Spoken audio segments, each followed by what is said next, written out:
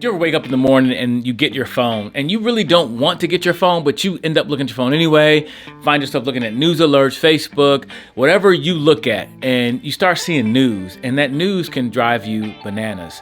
Whether it's alert about forest fires, flooding, hurricanes, what's going on in Afghanistan, the coronavirus. There's so many things that we deal with in our world. And sometimes, you feel like you have to say something about everything. And I don't know, I feel like, what can I do? You may be watching TV, mind your own business. You all of a sudden see this commercial for these dogs that have been abused and you want to help the dogs. I support St. Jude's because of what they do with kids and cancer. I can't imagine as a father or a mother and your child is suffering and you feel helpless.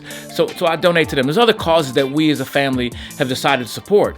But can you do everything? I'm so grateful that one day I did get on Facebook and I saw a post from a friend, excerpts from Liturgy for those flooded by too much information. Because the truth is, we have so much information. These cell phones can be a great thing. They also can be an overwhelming thing because we have access to so much stuff in the world, which can be great.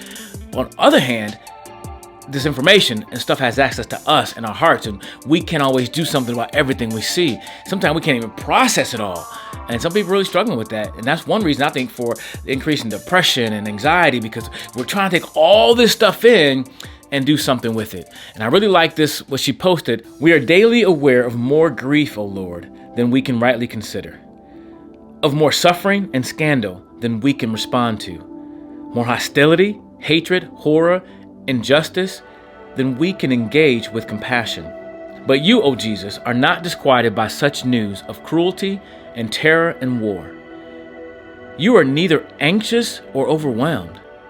You carry the full weight of the suffering of a broken world when you hung upon the cross, and you carried it still. Give us discernment in the face of troubling news reports, to know when to pray, when to speak out, when to act, and when to simply shut off the screen of our devices and sit quietly in your presence, casting burdens of this world upon strong shoulders of the one who alone is able to bear them up. We're daily aware of more grief, O Lord, than we can rightly consider. Think about it. Can we really comprehend all the stuff we hear? And I didn't even mention the stuff we find out about human trafficking, child abuse, drug overdoses. I mean, all those things. Can we even process all of this? Because sometimes I try to, and I find myself like zoning out. I have to do something just to decompress and get away from it. Not that we're not called to engage some of it. Even working with kids, some of the stories these kids tell me, I'm like, what in the world? How could this happen?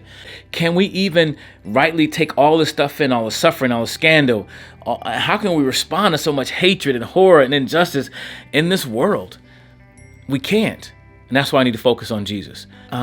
I think of 1 Peter. It says, cast all your cares upon him because he cares for you.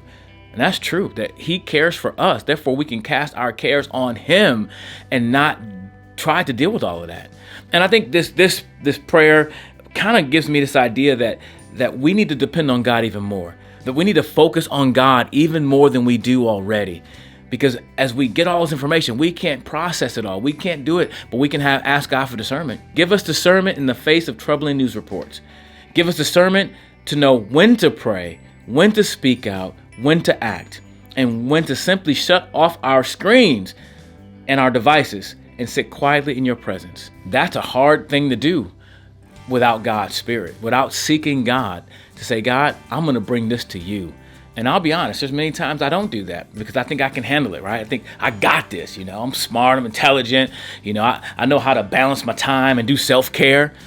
At the end of the day, I need to call on Jesus and seek his face and give me discernment, God. What should I do? And I need to do the hardest thing I think for me to do is to humble myself and pray. To say, God, I do not have the answers. I don't know what to do. I can get all upset and get on what I call the amp wheel about all these things going on. But I need to get on my knees and pray and seek you about what to do. And even that last part, to turn off our screens. God, give us not just discernment, because many of us know we should turn them off or not look at them first thing in the morning, but give us the willpower, give us the discipline to be willing to turn it off sometime, because only you can really bear all of that. And asking you how we should be involved with this? How should we? What is mine to do? Is a great question, and that's a great question we can ask God. What do you have me here to do? Because I don't have the capacity to do everything that everybody think I should be doing, or that I see. But there are some specific things that I know I can do. How can I do those things? So if you're like me, this may be a great prayer. I'll link it down in the description. You can read this liturgy and think about this prayer and ask God to give you discernment for what to do, when to do it, how to do it. And I think the first that's when to pray. I think we should always pray. There's an answer for that right there.